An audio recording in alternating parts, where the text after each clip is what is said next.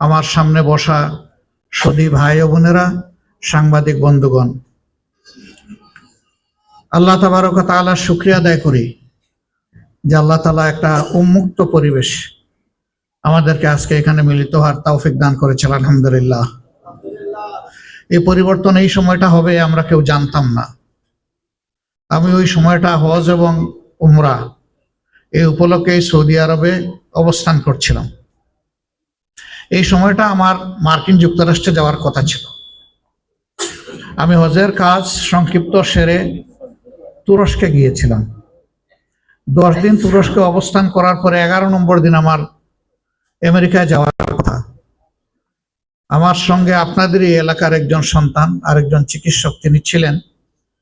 যখন ইস্তাম্বুল এয়ারপোর্টে গেলাম, এয়ারপোর্ট অথরিটি আমার সঙ্গীকে ট্রাভেল করার জন্য এলাও করলো এবং আমাকে